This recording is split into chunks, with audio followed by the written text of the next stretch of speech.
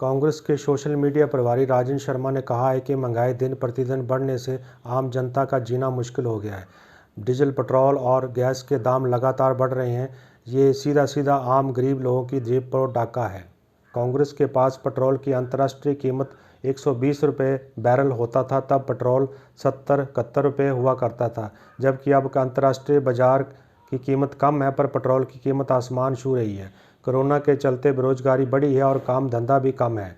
और दूसरी ओर अगर इसी तरह पेट्रोल डीजल की कीमतें बढ़ती रही तो इससे ट्रांसपोर्ट के किराए भी बढ़ेंगे, जिससे महंगाई बढ़ने की संभावना सीधे सीधे दिखाई दे रही है। 2013 में जब कांग्रेस की सरकार हुआ करती थी तो मौजूदा प्रधानमंत्री नरेंद्र मोदी अच्छे दिनों की बात करते थे, तो क्या ये ही वो अच्छे दिन होंगे?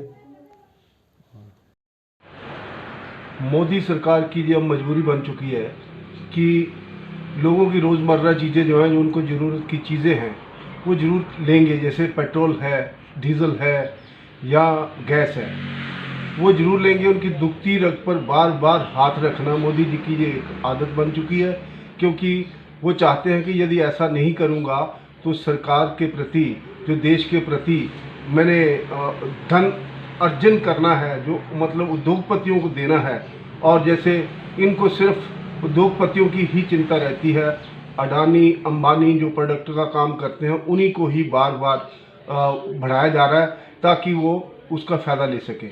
लेकिन लोगों की तो चिंता बिल्कुल भूल चुकी है, उद्योगपतियों की सरकार बन के रह गई है मोदी सरकार। पेट्रोल के बारे में बताना चाहता हूं। पेट्रोल के दाम आज की डेट में इस चरम सीमा पे पहुंच चुके हुए, जिसका कि हमने कभी यकीन नहीं माना था इस रेट पे भी पहुंचेगा, और ना पहुंचे थे इससे पहले इस रेट पे। तो ये सरकार के कंट्रोल में नहीं है। मेरे को लगता है सरकार के कंट्रोल से बाहर जा चुके हैं ये सब चीजें।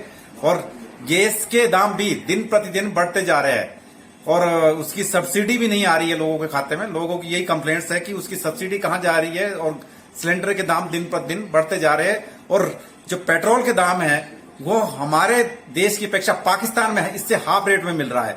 और ये कैसे हो रहा है? हमारे देश की आर्थिक स्थिति पाकिस्तान से बेटर है, लेकिन फिर भी हमारा देश जो है इस तेल के दामों को कंट्रोल नहीं कर पा रहा है। सरकार के कंट्रोल में नहीं रह रहा है सब चीजें।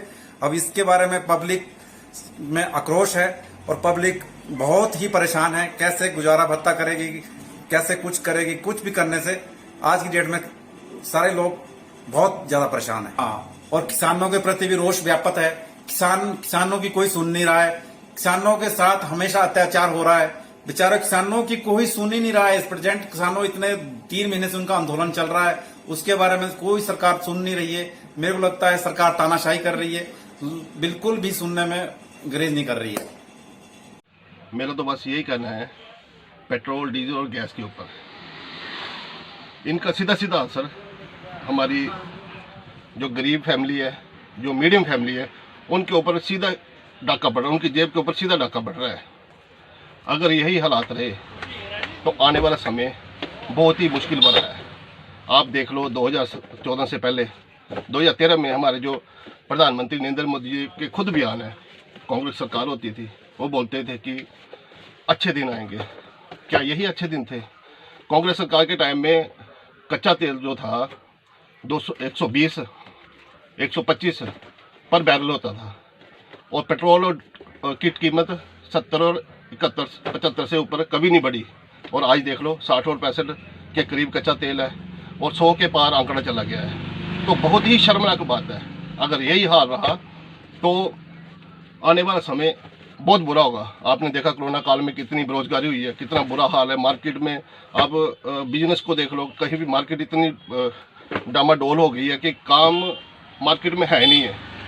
अगर पेट्रोल और डीजल के दाम बढ़ते हैं, अगर ज़्यादा बढ़ते गए, इससे भी ज़्यादा बढ़ते गए, तो हर चीज़ की महंगाई होगी। कोई भी सामान ले लो, ट्रांसपोर्ट में सामान महंगा होगा। तो क्या यही अच्छे दिन थे? जनता ने यही विश्वास किया था। आप लोगों ने, सरकार ने, बीजेपी सरकार ने, नरेंद्र मोदी ने इन 6 सालों में इतने बुरे हालात कर दिए हैं कि जनता को कुछ कहने लायक ही नहीं। आज देख लो पंजाब के नतीजे आए हैं।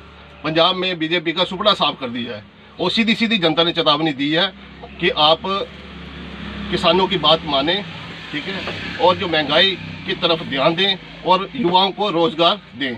बस यही मेरा कहना है।